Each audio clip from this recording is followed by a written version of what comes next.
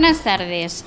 De nuevo, al igual que ayer, nos encontramos en esta misma sala para ser partícipes de una exposición oral sobre la tauromaquia de nuestro buen amigo François Zumbiel, amigo de nuestro buen amigo don Juan Miguel Núñez, y por eso ya nuestro amigo.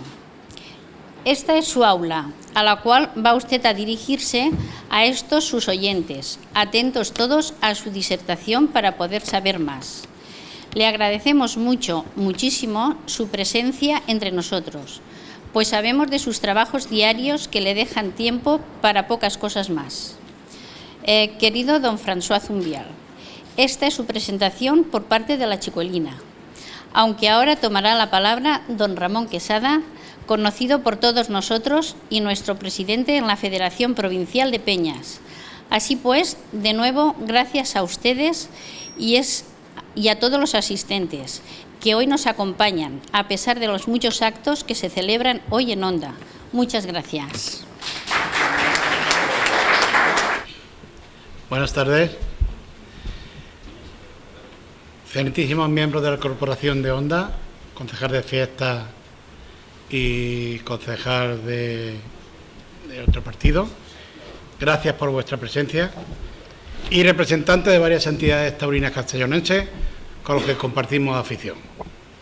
Es para mí, en primer lugar, un orgullo poder presentar hoy en Onda, con el trabajo y celo de nuestra peña cultural taurina, la Chicuelina, y para todos nosotros será un verdadero placer y es contar con la presencia y sabios comentarios de don François Zumbiel, el gran intelectual, filósofo. Él mismo se define más especialista en literatura clásica y comparada que doctor en antropología, que también lo es. Apasionado del arte, aficionado al toro.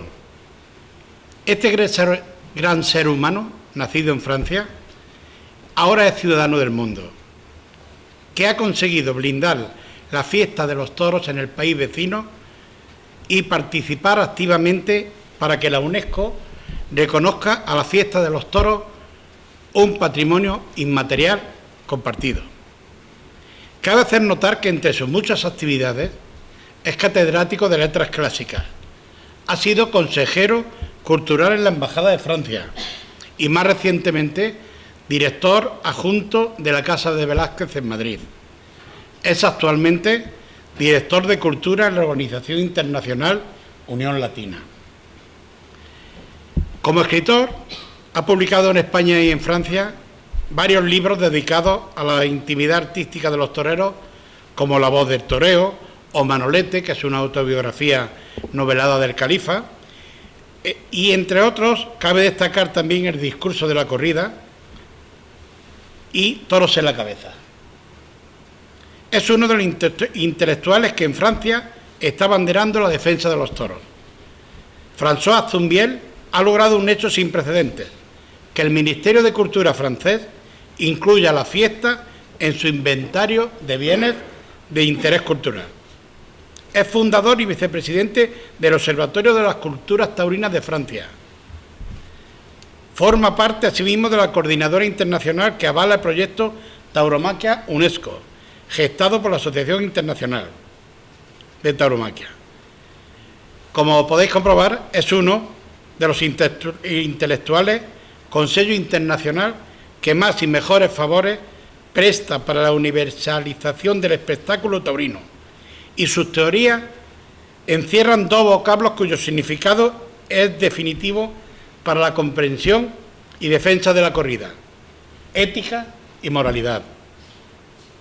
No puede ocultar su decepción, y así lo ha expresado en alguna ocasión, al constatar la relativa pobreza en el país que ha visto nacer la fiesta de los trabajos de investigación antropológica sobre el tema.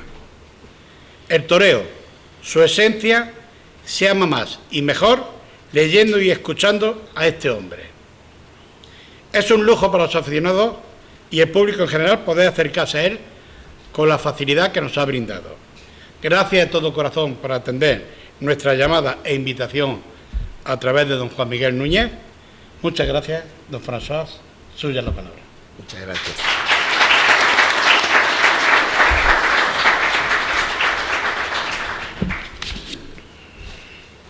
Muchas gracias. ¿Se me oye? Sí, sí, sí. Muchas gracias, querido presidente, por sus palabras. Y de antemano le puedo decir que va a ser muy difícil estar a la altura de los elogios que me ha brindado el presidente. O sea que voy a hacer, como dice Juan Belmonte, se hará lo que se pueda. Y quiero, ante todo, agradecer a la Peña Cultural y Taurina Chiculina su muy amable y muy honrosa invitación.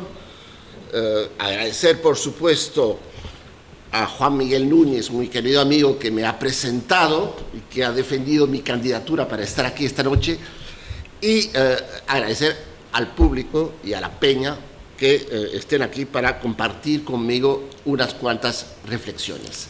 Efectivamente, yo, más que una disertación, quisiera indicar algunos temas, sobre todo centrados en la defensa de la tradición taurina, de la cultura taurina, como realmente cultura de pleno derecho, atacada en estos momentos por varios estamentos. Si quieren, quisiera partir de la gran manifestación de Valencia el 13 de marzo del último, en la cual, por supuesto, participé, como muchos, algunos de vosotros, me imagino, y que se concluyó con el texto leído por el maestro Enrique Ponce. ¿Qué dijo el Enrique Ponce? Sencillamente esta palabra que me parece determinante. La cultura es lo que el pueblo quiere que sea.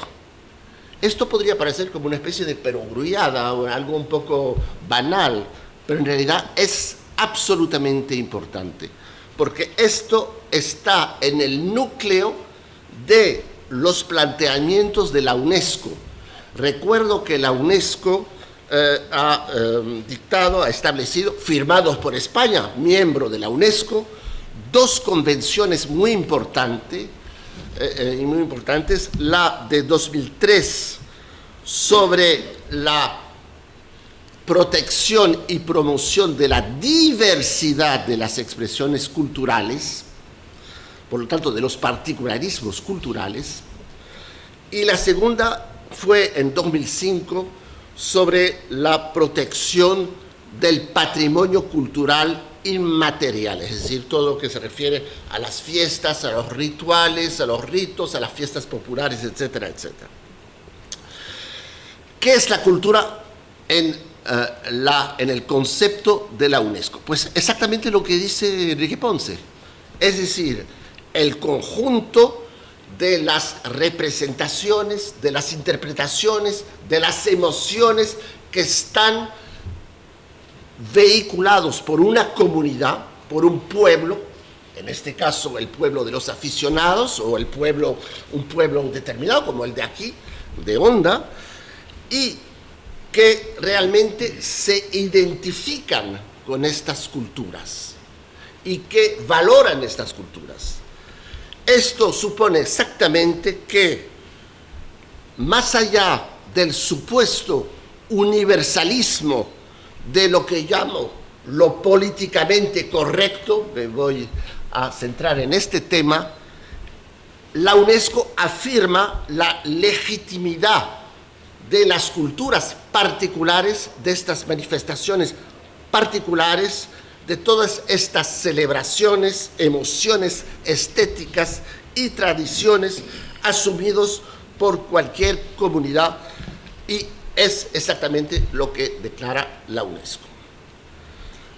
Claro está, estas comunidades particulares tienen el deber de ser primero conscientes de lo que traen, de lo que les atraen en estas tradiciones populares o culturales, y al mismo tiempo no pueden, sobre todo menos ahora que nunca, renunciar a tomar la palabra, a expresarse, y a expresarse en todos los sentidos, a expresarse diciendo cuáles son sus vivencias, cuáles son sus emociones cuando viven la fiesta de los toros, las fiestas taurinas en general, y también expresarse en el momento adecuado con el voto político, que es también una voz contra los políticos que quieren acabar con la fiesta de los toros.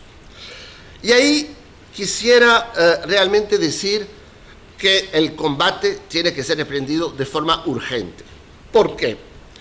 Pues porque primero hay los antitaurinos, que en sí son respetables como cualquier comunidad. Lo único que les podemos reprochar es que no solamente no son sensibles a los valores de la cultura taurina, pero es que al mismo tiempo quieren prohibir que los aficionados se identifiquen con esta cultura. Ahí está el problema, ahí está el abuso de derecho. Ellos, de forma un poco hipócrita, utilizan el término de abolición. Abolición, si vemos la connotación del término, se refiere a las grandes causas que la humanidad ha establecido para ir en la vía del progreso. Por ejemplo, la abolición de la esclavitud, la abolición de la pena de muerte. Entonces, ellos consideran que la tauromaquia es como la pena de muerte o es como la esclavitud. Ahí está la manipulación y ahí está la hipocresía. Lo que deberían, si son más sinceros y honestos, es utilizar la palabra prohibición, es decir, un término que es un término de censura y en muchos casos de inquisición, de nueva inquisición, la nueva inquisición de lo políticamente correcto. Entonces, por ejemplo, ellos acusan a los aficionados y a los toreros, por supuesto, a los profesionales, de ser unos torturadores, de ser unos asesinos, de disfrutar sobre todo con la sangre y de ser unos seres bárbaros y crueles. A mí, por ejemplo, en una manifestación me han gritado que yo era una podredumbre humana. Y fue además un militante italiano transportado, remunerado, que venía desde Italia a Francia, donde se celebrará una corrida. También me han tratado de asesino en Barcelona, en la época en que se permitía aún ir a los toros. Ya no se permite. Y el problema es que los políticos, algunos políticos, han emprendido este combate. Este combate lo han emprendido porque a lo mejor, voy a ser tal vez provocativo, es más fácil acabar con los toros que acabar con el paro. Y claro, hay soluciones más radicales en este sentido. Y lo han hecho con unos conceptos que me parecen erróneos. En primer lugar, han hablado de los derechos de los animales. Es un concepto que ningún organismo internacional oficial, tanto la UNESCO como las Naciones Unidas, etc., utiliza el derecho de los animales. Sí, tenemos obligaciones y deberes hacia los animales, pero derechos de los animales, los derechos normalmente son los derechos que el hombre, que la humanidad ha conquistado poco a poco. Los esclavos han conquistado su derecho a la libertad, las mujeres muy legítimamente y muy recientemente, al final del siglo XIX, han conquistado su derecho a la expresión política, los negros en Estados Unidos han conquistado este derecho. Claro, los animales no tienen esa conciencia, no tienen esa responsabilidad. Tenemos deberes, pero ellos no tienen derechos. Y esto creo que es muy importante decirlo porque yo he visto esta mañana en el periódico de La Mediterránea que una concejala en Valencia que acaba de terminarse el pleno del ayuntamiento por el final, la prohibición del bow en corda y del bow en volat, que con los derechos no puede haber valoración. Pero, ¿qué derechos? ¿Qué derechos? O sea, ¿cómo puede utilizar este término? Del mismo modo que cuando se habla de tortura, es una deriva absolutamente manipulada del concepto de tortura. Sabemos muy bien que la tortura es un ser atado, maniatado, totalmente inmovilizado, que no puede de ninguna manera reaccionar y que sufre un dolor terrible impuesto por un torturador o un verdugo que está a salvo de toda reacción por parte de este ser humano o animal. ¿Es el caso de los toros? ¿Es así que se puede concebir los toros? ¿Los aficionados es lo que vamos a ver? Por favor. Yo diría que cuando nos acusan de ser torturadores y asesinos, no solamente es una total ignorancia de lo que son nuestras emociones, sino al mismo tiempo es un insulto no solamente a nosotros como aficionados, sino un insulto a los antecesores, nuestros padres, nuestros abuelos, nuestras madres, en mi caso mi madre, que nos transmitieron esa afición y que nos transmitieron esas vivencias. Y ese insulto, hay que reaccionar para protegernos contra estos diferentes atentados. Eso es lo que quería decir. Me parece curioso, y lo digo así, o sea, también voy a ser provocativo, de que algunos partidos que se autodenominan muy democráticos, estos partidos muy democráticos, muy progresistas, pues van en la vía de la prohibición, de la censura. Es decir, al fin y al cabo, y lo voy a decir así de claro, no veo mucha diferencia entre lo que fue hace unos siglos el Santo Oficio de la Inquisición y esta nueva Inquisición de lo, repito, políticamente correcto.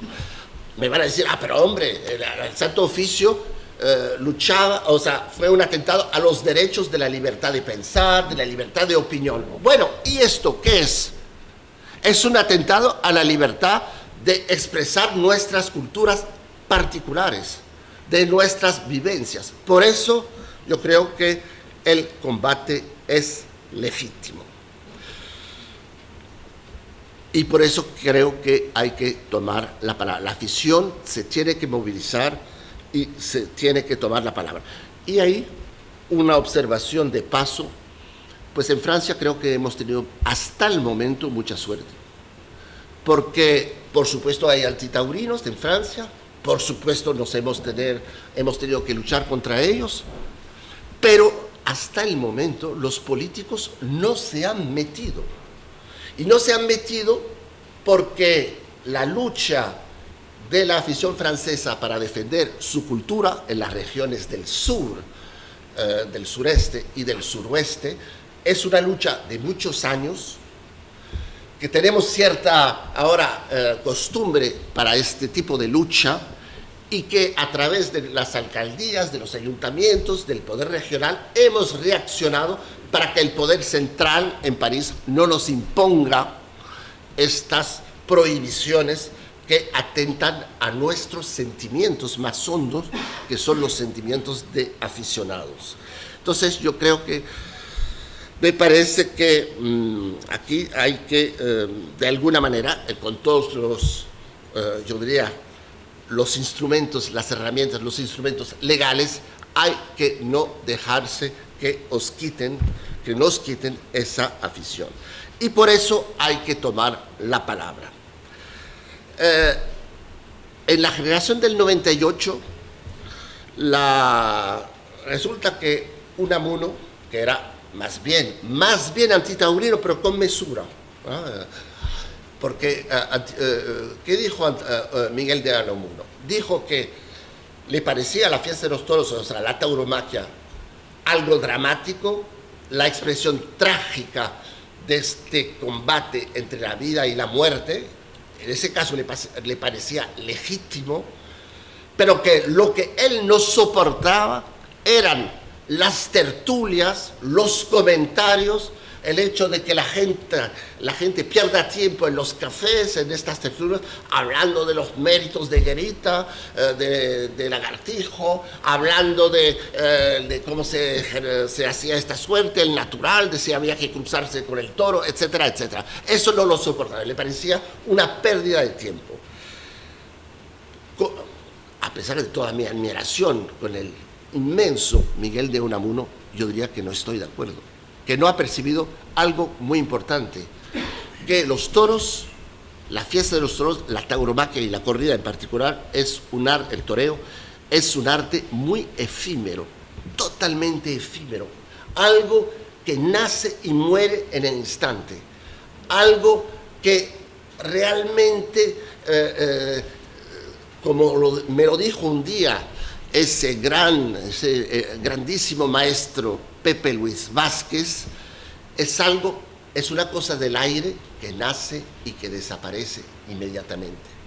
Por eso es tan importante el temple, entre paréntesis, porque el temple es esa ilusión de eternidad efímera, esa ilusión de que el tiempo se está parando, que hay dentro de lo fugaz, dentro de lo efímero, algo como una especie de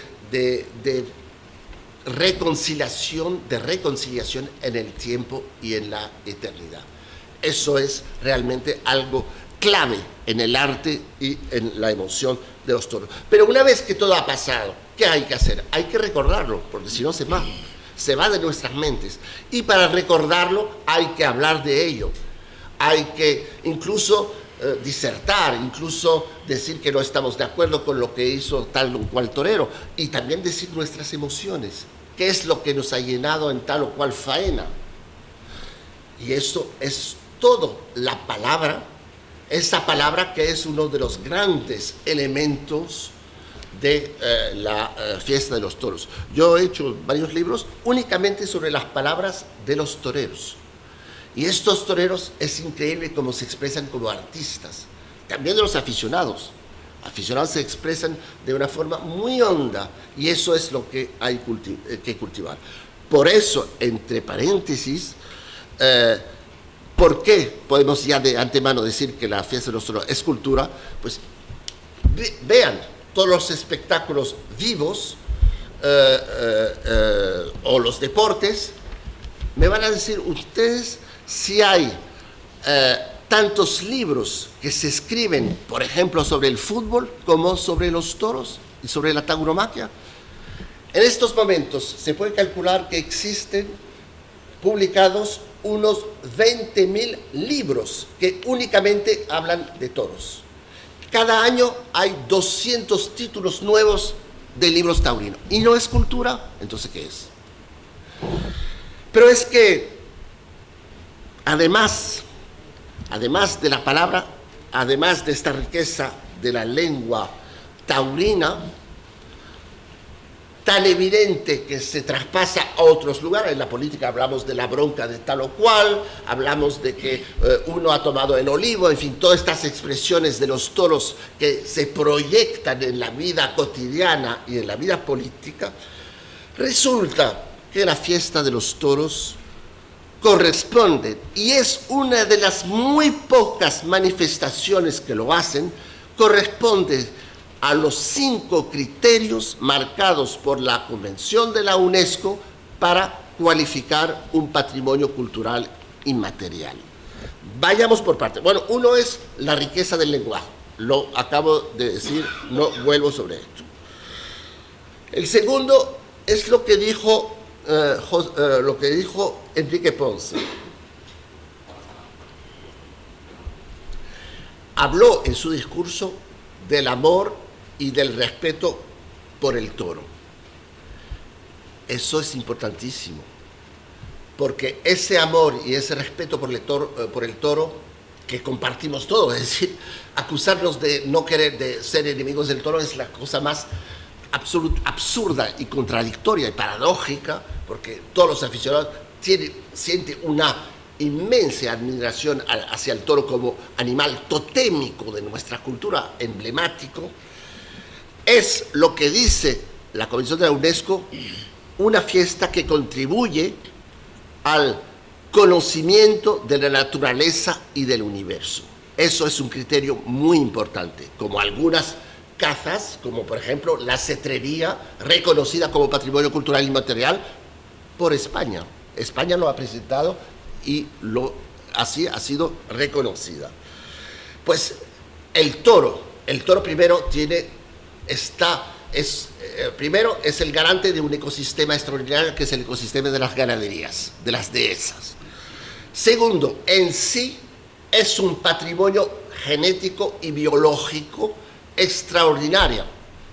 Entonces, algunos dicen, sí, pero es un animal artificial, es un animal que es un puro producto de la selección, pero cuidado, los biólogos han podido determinar que hay tanta diferencia, o hay más diferencia, mejor dicho, entre un encaste de Saltillo o de Albacerrada y un toro de Parladé, Domecq, que entre una cabra, entre dos tipos de cabras monteses, o sea, del monte. Entonces, yo creo que eso es un encaste excepcional, un patrimonio excepcional, que inmediatamente sería mandado al matadero en el momento que se suprimen las fiestas de los toros y las corridas en particular, o otras tradiciones. Además, ese toro que es exactamente en el conjunto de la naturaleza y de la cultura, un animal semisalvaje, pero un animal también criado y cuidado por el ganadero, que procura hacer la menor manipulación posible del toro, es decir, que el toro pueda mantener su naturaleza salvaje en todas las medidas, que es un animal no domado. Pues ese toro, cuando se torea, ¿qué se hace? Pues se está expresando la bravura del toro. ¿Qué hace el torero? No hace otra cosa que expresar y exprimir, en los dos sentidos, la bravura de un toro, su comportamiento, su bravura, que quedaría totalmente inédita si no hubiese esta actuación del torero. Por lo tanto, segundo criterio, conocimiento de la naturaleza del universo. Tercer criterio, es un arte vivo del espectáculo. Es el arte más vivo y es el espectáculo más, yo diría, emocionante, en cuanto que hay unas reglas muy precisas, hay un marco muy preciso, la Plaza de Toros, tercio, o sea, tablas, tercios, medios. Hay los 3 tercios también cronológicamente en el desarrollo, pero dentro de este marco todo puede pasar.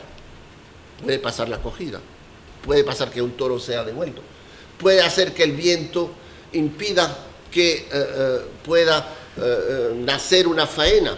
Al contrario, en un momento de inspiración grande, el torero puede hacer una obra maestra, como la que acabamos de ver a José María Manzanares con el toro de Victoriano del Río, que nadie se lo esperaba. Todo lo que es imprevisible, todo lo que es sorpresa dentro de este marco, hace que sea un arte vivo del espectáculo. Y al mismo tiempo, cuarto, es un ritual absolutamente extraordinario. Un ritual en que todo es ritual en la corrida o en otras tradiciones taurinas. El hecho de que el paseillo, el hecho, por ejemplo, de que el torero da un beso no sé cómo se llama, la timbala, ¿cómo se llama esto? El vaso de plata antes de torear, el brindis, todo esto está lleno de rito. Pero más allá de estos rituales, bueno, cada suerte es un rito, cada pase es un rito que espera el aficionado. Pero es que además, más allá de este ritual, hay algo muy hondo. Hay algo muy hondo que no percibimos a primera vista, pero que pertenece a 3.000 años de civilización, en particular de civilización mediterránea. Yo diría que la fiesta de los toros es la última gran fiesta del Mediterráneo, de la civilización mediterránea. ¿Por qué? Pues porque sabemos que en las grandes civilizaciones del Mediterráneo hubo este culto por el toro como símbolo de la fecundidad, como símbolo de un animal totémico y emblemático que se admiraba y que a veces se sacrificaba para que el que lo sacrificaba, el sacrificador, y los sacrificantes, es decir, el público o el pueblo que estaba alrededor, pueda incorporarse las virtudes de ese toro. Por eso, por ejemplo, Álvarez de Miranda, el gran antropólogo, en su extraordinario ensayo Ritos y Juegos del Toro, que recomiendo a los que no han tenido todavía la oportunidad de leer, que lo lean, habla perfectamente de estos rituales del toro nupcial en Extremadura. Esta sangre del toro tiene un valor simbólico, es el símbolo también de la pérdida de la virginidad, o sea, de la novia, etcétera, que adornaba la bandería que ponía el novio cuando había esas corridas en las calles de los pueblos de Extremadura. Bueno, no voy a entrar mucho en estos detalles, pero quisiera que vean ustedes a qué trasfondo extraordinario de cultura y de civilización mediterránea se refiere cualquier tradición taurina, incluso la que vemos aquí en estos momentos, los toros en la calle. O sea, podemos comparar esto con lo que pasó en Creta, etcétera. O sea que es algo extraordinario. Y esto quisiera acabar esto de un plumazo. Algunos políticos o algunos antitaurinos, pues no. ¿Y por qué también es un ritual extraordinario? Porque yo diría que al lado de la tragedia griega en un momento, en el siglo V o V antes de Cristo, en Atenas, con la ópera italiana y con las Semanas Santas, en Castilla, en Andalucía, y eso en casi todos los rincones de España, es un rito que confronta la vida y la muerte, que hace que la vida tenga toda intensidad una vez que ha superado o que ha visionado esa posibilidad de muerte. El toreo, la tauromaquia, las amenazas del toro, el rito con el toro, el juego con el toro, es una manera de enfrentarse a un destino que nos espera a todos, que es el destino de la muerte, y de convertir ese destino en obra de arte, una manera de conjurar de alguna manera esa muerte, del mismo modo que el temple es una manera de conjurar la fugacidad del tiempo al cual estamos todos sometidos. Y por último, quinto criterio, desarrollo de la artesanía tradicional. Aquí no tengo que añadir nada. La artesanía tradicional la estamos viendo en esa magnífica exposición de los vestidos de luces que pueden ver aquí. La artesanía tradicional está en todo lo que hacen que la gente del campo maneje los bueyes, maneje los toros, con los caballos. Todo esto son artesanías y todo esto es una cultura que depende absolutamente de la fiesta de los toros y de la cría del toro bravo. Amén del patrimonio material que son el de las plazas de toros, algunas son históricas, algunas tienen varios siglos, en España, no voy a detallar, todo el mundo las conoce, y por eso parece ser que aquí hay una plaza de toros que está yo diría, en devenir, pues realmente desearía que se plasme este patrimonio material y que ahí este recinto tan importante para esa comunión entre el público y el toreo, entre el público y la fiesta de los toros, pueda producirse realmente. Lo que dice la UNESCO también es que hay un patrimonio cultural inmaterial, como es realmente cualquier fiesta de los toros aquí, necesita para permanecer que haya una transmisión de generación a generaciones. Es decir, que hay un relevo de una nueva afición, de los jóvenes en particular, que nosotros, que estamos envejeciendo, hablo por mí, desgraciadamente, podamos transmitir a nuestros hijos o a nuestros nietos nuestros sentimientos, iniciarles y mostrarles por qué sentimos que es realmente profundamente una cultura. Eso significa también que, por supuesto, hay que mantener y no acabar con las escuelas de tauromaquia, como algunos políticos quieren hacerlo, porque ser torero o estar en la escuela de tauromaquia, esto significa también estar en una formación no solamente profesional, pero personal. Hay unos valores imprescindibles en el toreo, que son, por supuesto, la competencia, por supuesto, el valor, por supuesto, la determinación, pero también la solidaridad con el compañero. Hay que hacerse matar para salvar al compañero en un quite.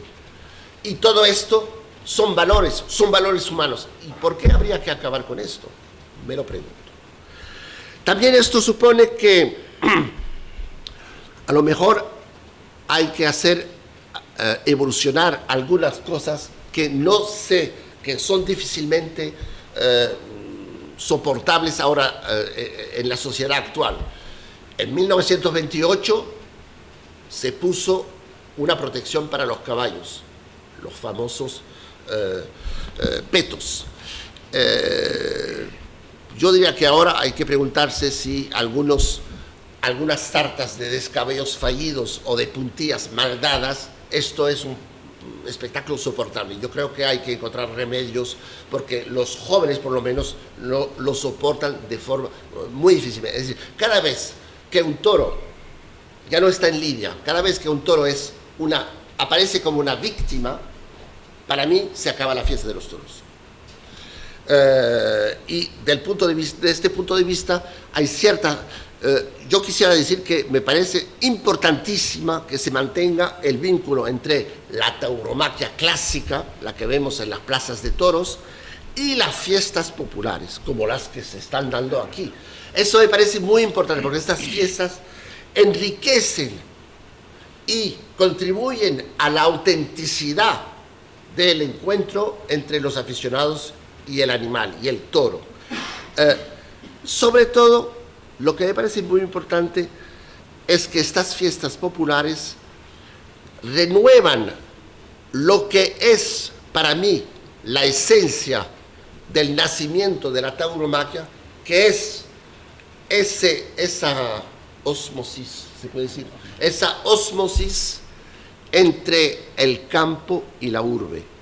La fiesta de los toros, como sabemos, que ha tenido muchas evoluciones, pero que la fiesta moderna es el final del siglo, o el corriente del siglo XVIII, es el momento en que las urbes, las ciudades empiezan a tener su importancia, pero las realidades del campo vienen aquí y la corrida es al final la conjunción entre lo que viene del campo, el toro, los animales, las prácticas rurales y la urbe, es decir, el refinamiento del público y el refinamiento del toreo moderno. Esto se ve claramente en las fiestas populares, esa conjunción entre esa invasión del campo en la urbe, y eso me parece muy importante. Otra cosa que me parece muy importante en las fiestas populares es que ahí sí participan mucho los jóvenes. Hay una verdadera implicación de los jóvenes en esos encierros, en ese estorno en la calle, y eso me parece muy importante. Eso forma realmente aficionados. Ahora bien, puede haber también ahí evolución. Se ha hablado mucho, porque es muy polémico, de un famoso torneo, el famoso torneo de Tordesillas. No voy a... Bueno, cada uno puede tener su posición ahí, es un tema muy delicado. Pero yo diría que lo importante es que si hay una evolución, sea la propia comunidad, en este caso la de Tordesillas, que esté realmente implicada en hacer evolucionar. Es decir, lo que me parece un abuso de derecho es que un político distanciado decida que lo que tiene que hacer o pensar o no hacer tal o cual comunidad cultural. Eso me parece un abuso de derecho. Entonces algunos dirán, sí, pero en el ayuntamiento hubo un voto de unanimidad, etcétera, etcétera, etcétera, y por lo tanto la democracia funciona. Cuidado, el espíritu de la Convención de la UNESCO lo dice claramente. Cuando hay un elemento cultural, una minoría tiene derecho a preservar su particularidad y su identidad particular. Es esto precisamente el tema de la Convención sobre la protección de la diversidad de las expresiones culturales.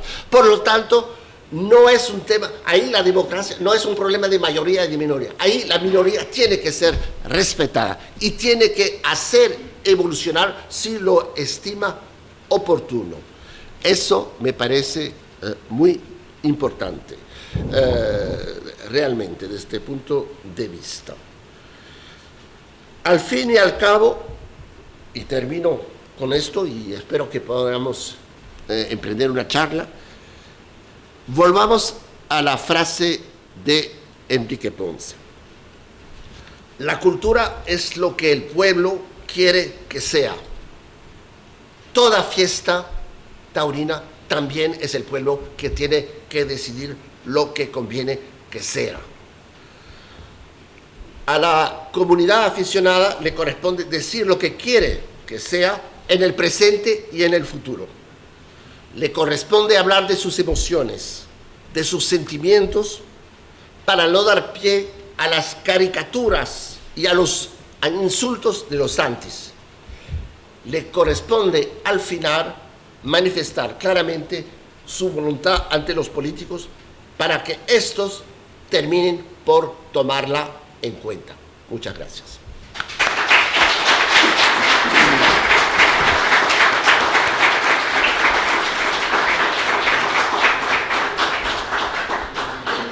Vamos a ver, yo creo, señor François, que la verdad que en 3/4 de hora yo no he visto un conferenciante, y vosotros creo que tampoco, que nos hable de tanta variedad de cosas. ¿Por qué ha hablado? Empezó a hablar del mundo del toreo, con los toreros que él ha tenido conocimiento en su larga trayectoria. Nos ha hablado luego después del toro de calle, nos ha hablado del toro en Volat, nos ha hablado de prácticamente de todo. Nos ha hablado de la circunstancia que estamos pasando actualmente en España con estos políticos benedictos que quieren quitarnos la fiesta. Sí, ha hablado hasta del toro de Tordesillas. Sí, creo que ha hablado prácticamente todo en 3/4 de hora. Ha sido lo más extenso que se puede dar en brevedad y, de luego, por los descontados, con esa erudición y sabiduría en sus palabras. Yo hay dos cosas que me ha llamado la atención que sí quiero que un poco nos la amplíe más, porque ha hablado de que Están ahora nuestros gobiernos, sobre todo regionales, están intentando prohibir los toros. Sí, no sé, que sí que sé que lo saben. Se puede ir en democracia con una ley estatal, en contra de una ley estatal como es la ley 18 del 2013, en la cual se declara España patrimonio cultural, la tauromaquia. Bueno, a eso yo diría que, claro, los juristas, yo no soy juristas, tienen que contestar. O sea, a ellos les corresponde, y no quisiera meterme donde no me llaman o donde no soy competente. Pero, analizando esto, comparado con el caso de Francia, yo diría que no. Es decir, y si hablo del caso de Francia es porque es absolutamente comparable. ¿Qué pasó en Francia? Es que después de todas estas polémicas del final del siglo XIX, del principio del siglo XX, en que se llegó a prohibir la corrida, ¿qué hubo? Pues una resistencia muy fuerte de los aficionados del sur, hasta el punto de que hubo entonces en la ley de 1951 sobre el Código Penal, sobre el maltrato animal, una disposición que decía que hay una excepción cultural con las corridas, porque es cultura. Es cultura donde hay una tradición ininterrumpida. Y ahí se zanjó el asunto, y además, cuando nosotros hemos inscrito con los 5 criterios la fiesta de los toros como patrimonio cultural inmaterial de Francia, yo quisiera que en España se haga esto pronto, si puede ser, pues entonces ahí el tribunal, la Corte Constitucional, el Consejo Constitucional de Francia dijo que esta excepción cultural es válida porque precisamente culturalmente no se puede atentar a sus derechos culturales. Lo que dijo también la Corte Suprema de Colombia, muy importante. La Corte Constitucional de Colombia ha dicho que, por supuesto, el maltrato, o sea, hay que velar por el bienestar animal, no hay que hacer sufrir inútilmente un animal, eso desde luego, pero que los derechos del hombre, los derechos humanos, son superiores a unos supuestos, y subrayo, supuestos derechos animales. En este caso de España, precisamente hay una ley de promoción de la tauromaquia y de protección de la tauromaquia. Lo único que pudiera pasar es que en una próxima legislatura se cambie la ley, y ahí eso es otra cuestión. Lo mismo que en Francia. Si en Francia esa excepción cultural se suprime por ley, pues ahí no habrá más remedio. Pero mientras no haya un cambio de ley, y por eso hay que cuidar mucho por sus votos, y no votar a los partidos antitaurinos, pues entonces, mientras no se cambie la ley, o partidos ambiguos en ese sentido, mientras no se cambie la ley, pues esa tiene prioridad. Por supuesto, lo mismo que en lo de Cataluña. Lo de Cataluña, la posición del Parlamento catalán parece no estar en relación con la Constitución española, que protege el derecho a la libre creación, la de los toreros, que son artistas, el derecho a la libre expresión de las opiniones, la de los aficionados. La de los trabajadores. Y la de los trabajadores, por supuesto. Pero eso hay que esperar que esa marabunta política se resuelva un poco en España, y que el Tribunal Constitucional, el Tribunal Constitucional pueda determinarse. Entre todas las cuestiones, ahora damos la palabra a quien quiera, pero entre todas las cuestiones que ha planteado también, nos ha hablado como aficionados la defensa que hemos de tener ante esto que nos está viniendo. Y ha hablado incluso hasta de la manifestación que se celebró el 1 de año, es sabedor de la primera que se celebró en España, que fue aquí en Castellón.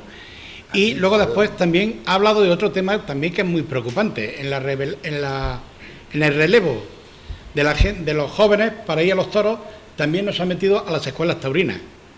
No sé si lo sabrá él, creo que lo habrá oído, porque esas incongruencias y esas cosas se saben.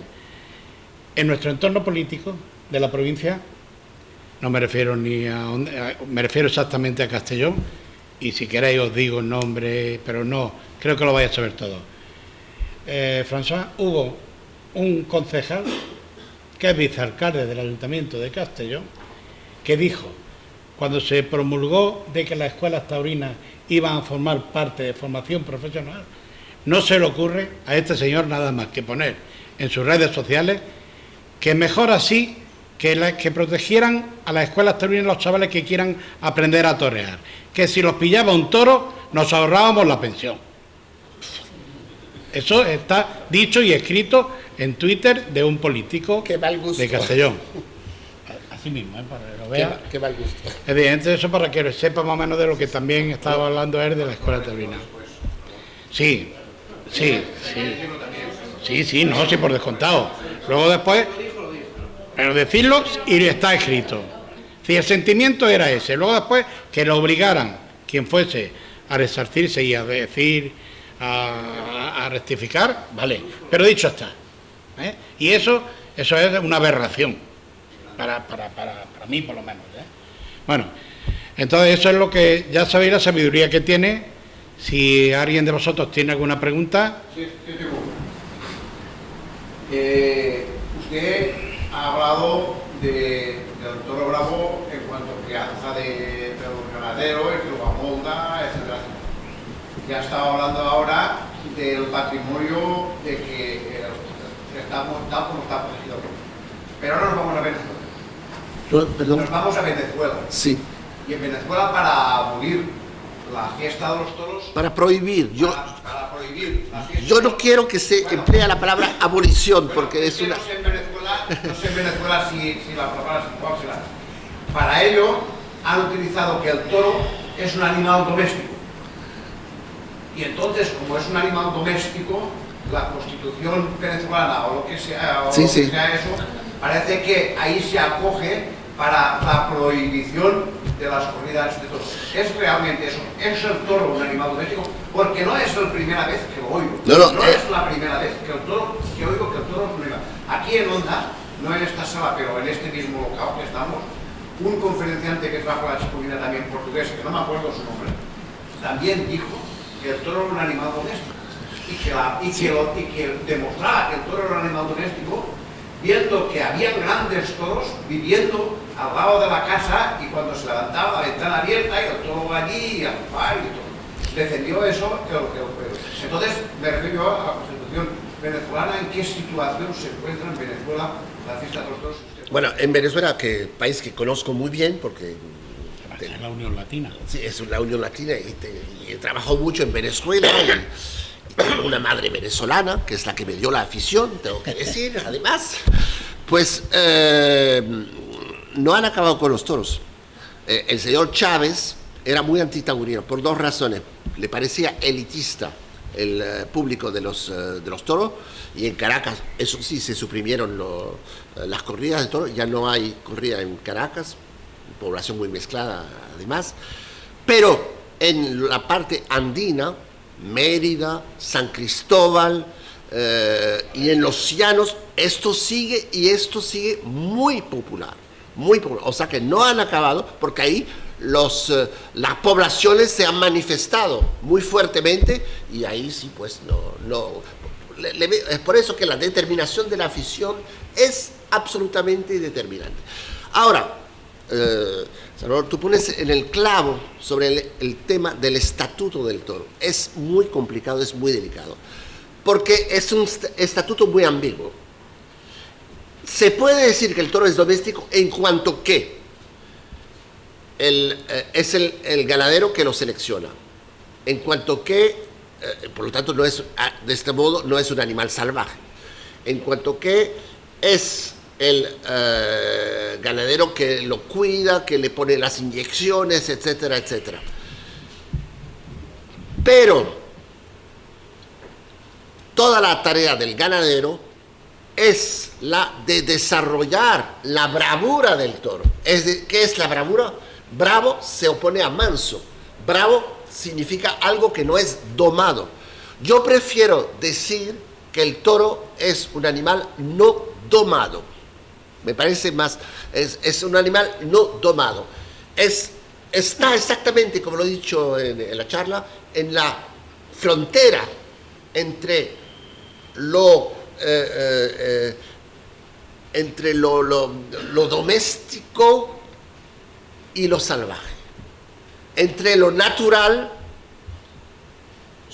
porque viene de su historia de toro bravo, absolutamente salvaje, y eso es algo que se ha desarrollado en España, es un patrimonio extraordinario, que es único y que existe solamente en España, y un animal que ha sido cultivado, que ha sido el producto de la cultura de la fiesta y la cultura del ganadero.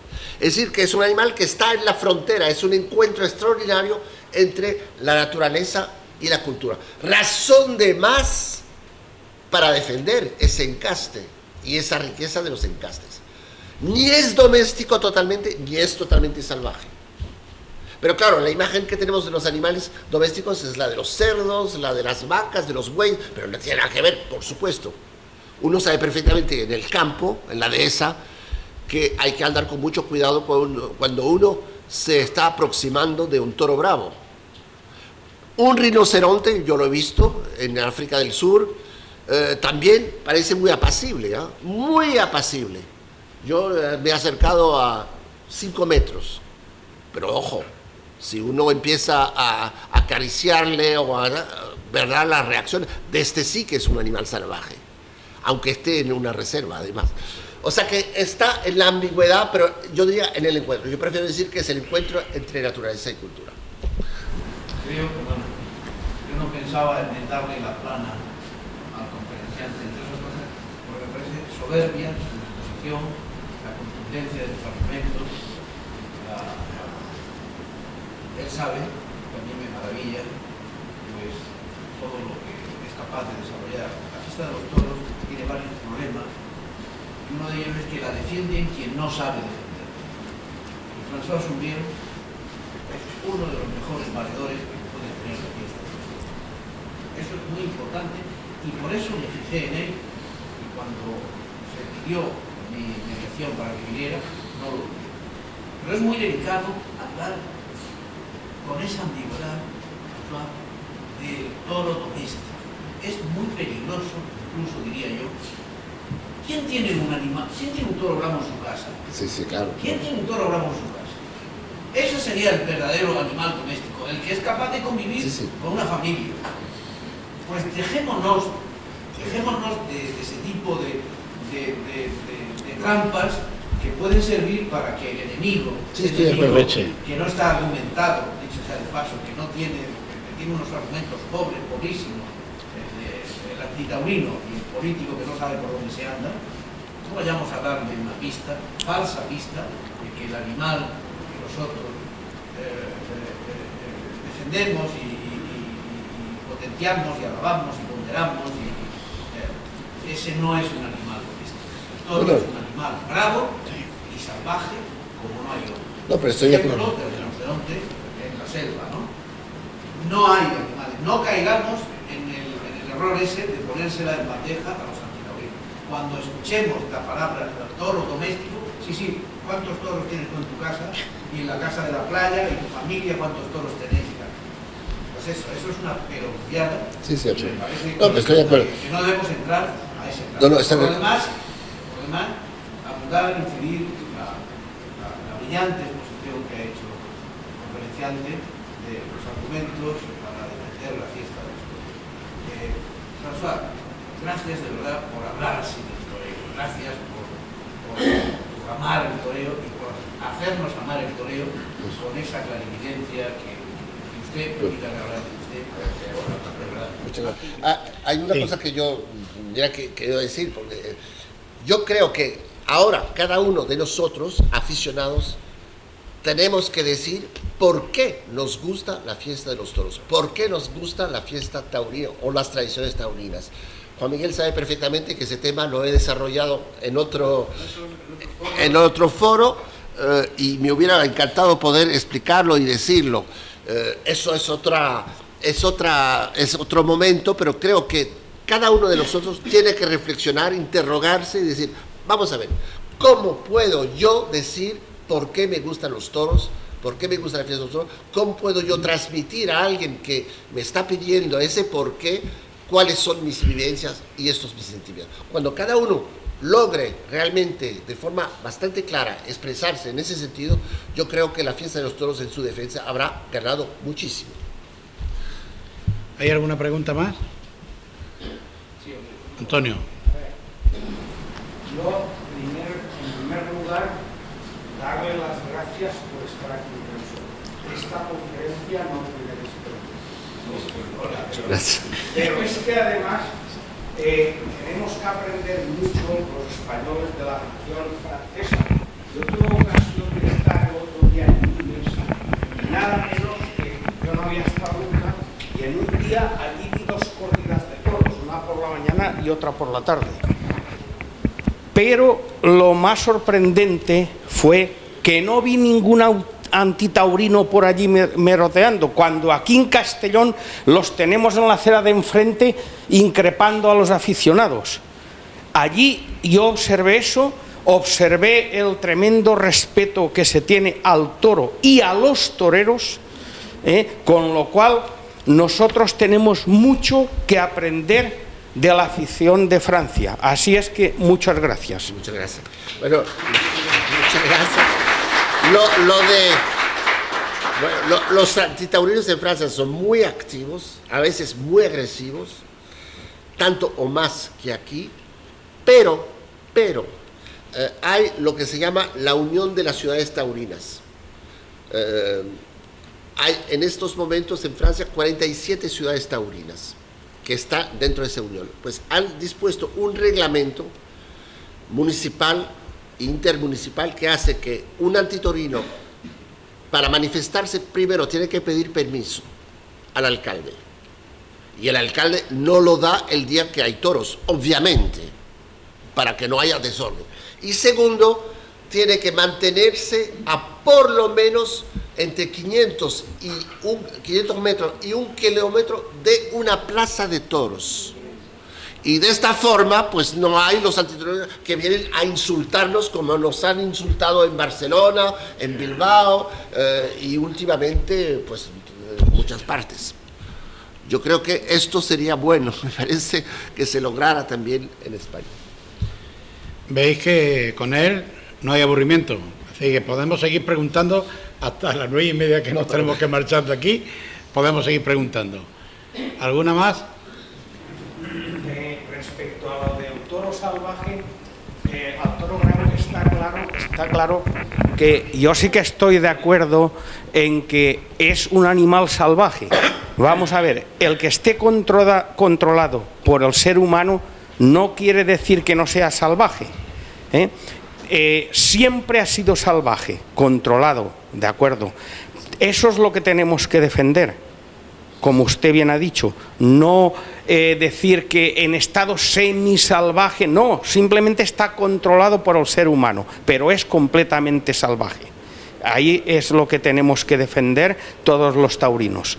Y claro, como bien han dicho antes, no se puede tener un toro en la casa de la playa, pues ahí es donde tenemos que luchar y dar argumentos en todo esto. Simplemente ahora no se me ocurren más cosas. Sé que cuando tengo a una persona delante como usted, entonces las palabras no salen. No, por favor. Lo que está claro es que un toro no puede ser considerado como una mascota. Eso desde luego. Eso desde luego. Hola, buenas tardes a usted y muchas gracias por la conferencia que nos ha ofrecido. Y mi pregunta era, usted ha hablado de que los antitaurinos nos tratan de asesinos. Yo voy a decir una cosa, yo creo que van totalmente equivocados, pero cuando hay una corrida de toros, solamente con una pareja de guardia civil o 2 municipales, cuidan 24.000 personas que hay, por ejemplo, Madrid. Pero cuando hay un partido de fútbol, necesitan 2.000 o 3.000 policías para cuidar a la gente. Resulta que los asesinos somos nosotros y ellos son los educados. Muere más gente y hay de todo. Tiene toda la razón. Si se compara el nivel de cultura ciudadana de algunos hinchas en los partidos de fútbol con los aficionados, se dará cuenta que hay una enorme diferencia, una diferencia abismal. Por eso hay que hacer cuidado, porque los antitaurinos, uno de sus métodos, los conozco bien porque he trabajado bastante sobre este asunto, es provocar a los aficionados, es decir, insultarles hasta el momento en que un aficionado pues ya no lo puede aguantar. Bueno, claro, le inventas tu madre o su madre, no lo puede aguantar, cae a puñetazos, entonces ellos están acechando, toman fotos y después ponen, porque ellos tienen un manejo extraordinario del internet, de las redes sociales, y dicen, pues mire, vean esos bárbaros, etcétera, etcétera. Y claro, hay que hacer cuidado, no caer en ese tipo de trampa de la provocación. Pero claro, hay que exigir que las autoridades públicas protejan a la libertad del aficionado y a su libertad cultural, eso desde luego. Yo he tenido la suerte de estar en Nimes 2 veces y he visto la plaza a tope el día que se encerró el Juli en el segundo año con 6 toros. ¿Sí? Allí no se veía piedra, solo se veía gente que había. Bueno, no, es bonita la plaza, no es una de las plazas que más me gustan para ver toros. A mí el público de Nimes no me termina de gustar. Lo digo tal como han dicho y que les gusta, a mí no me termina de gustar el público de Nimes para ver toros. Creo que no saben demasiado ver toros, porque son más toreristas como yo que toristas. Pero no me iba por ahí, porque nosotros los españoles que estábamos con un cercado allí, como está hecho en un tarimado encima de la piedra. A nosotros los españoles nos pusimos todos juntos. A mi lado estaba Domecq. Estábamos allí, los que toreaban por la tarde estaban los toreros allí, porque era por la mañana, los que toreaban por la tarde al día siguiente estaban con nosotros allí en el mismo. Bueno, no sé si usted ha leído las últimas declaraciones que ha hecho la empresa de toros de Madrid.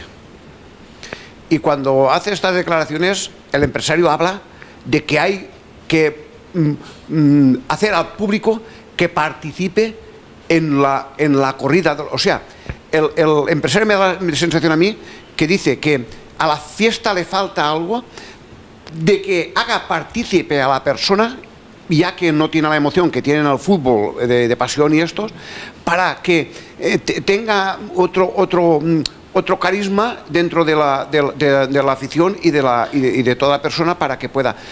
¿Ha oído usted alguna cosa de esta o piensa en que puede abrirse la fiesta de cara al público? Yo creo que es un tema complicado, porque yo muchas veces en Madrid, ahí donde estoy, tengo un abono,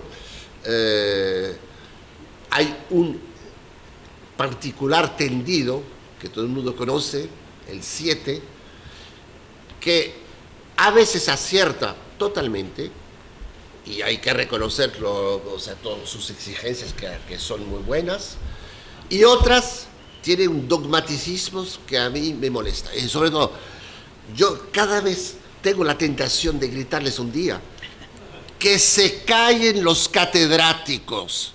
Es decir, una persona que nunca en su vida se ha puesto delante de una becerra, que por favor no empiece a decir al torero cómo tiene que torear, que no empiece, o sea, es como si alguien en el avión llama al piloto, no, por favor, no baje usted de esta manera, por favor, no. Hay un momento en que hay que guardar la mesura, pero por supuesto, al público le puede gustar o no le puede gustar lo que está haciendo el torero.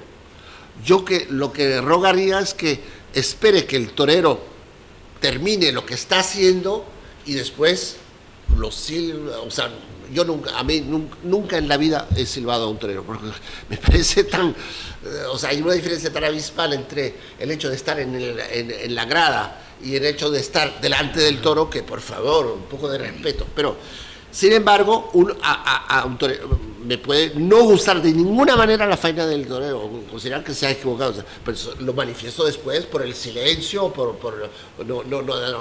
pero yo creo que hay que manifestarse, pero con mesura y siempre por las vías culturales de alguna manera. No, yo no veo como muy bien no vería como, no sé, no veo otra manera. No, la verdad que no me entra. No sé si alguien tiene una idea de cómo se podría hacer, yo no la veo. Yo creo que ya para terminar, yo sí que quiero, porque aparte de la sabiduría que tiene, habéis dado cuenta también de su sencillez. No ha hablado de los libros tan eruditos que tiene y magistrales como los tiene. Yo he leído el de Manolete y ahí es donde voy porque me ha sorprendido una anécdota que yo no la conocía y es para que nos informe de lo que comentas en el libro de la coincidencia de Lupe en su matrimonio y en su fallecimiento, que creo que no lo sabemos muchos aficionados. Bueno, eso me ha sorprendido, ¿eh? Eso me lo ha contado una gran persona a la cual estuve ligado por razones incluso casi familiares, que fue Álvaro Domecq. Álvaro Domecq Díaz. Él me dijo, bueno, cuando hubo la tremenda acogida de Manolete, que él estuvo en la enfermería y después en el hospital de Linares, Lupe, que estaba en Lanjarón, vino rapidísimamente, o lo más rápido posible, con el coche. Lanjarón está no muy lejos de Granada, o sea que había bastantes kilómetros que hacer. Y cuando se acercó, Álvaro Domecq le dijo, pues mira, si Manolete, que está ahora muy mal, la verdad que ya estaba muy mal por la noche, te llama, pues podrás venir ahí. Pero si él no te llama, pues prefiero que no, porque le vas a turbar, va a ser muy complicado. No sé si acertó o no Álvaro Domecq, eso ya es otra cosa que juzgar, lo dejo. Pero así fue. Y parece que la única mención que hizo Manolete en su lecho casi de muerte fue llamar a su madre y decir cómo estará sufriendo mi madre en estos momentos. Por lo tanto, no pudo, yo creo que es una pena de alguna manera, pero bueno, ya cada uno juzga. Lupe no pudo estar en el momento que se moría Manolete. Sí, pero yo lo que me refería, lo que me ha sorprendido es ¿con quién se casó Lupe después de la muerte de Manolete? Perdón. Y luego después, el día que murió, ¿qué aconteció? Porque es digno de saber, en un momento con un mexicano que se llamaba Manuel Rodríguez. Se casó con un Manuel Rodríguez. Y ella se murió, me parece que en el 59, algo así.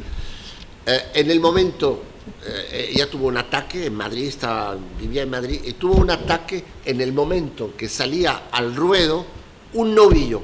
¿Cómo se llamaba ese novillo? Islero, el toro que mató, o sea, el mismo nombre que el toro de Miura que mató a Manolete. Cosas del destino, eso sucede. Sí. Pues yo creo que ya dándole las gracias a don François y entregándole el recuerdo de nuestra peña, creo que levantamos el acto.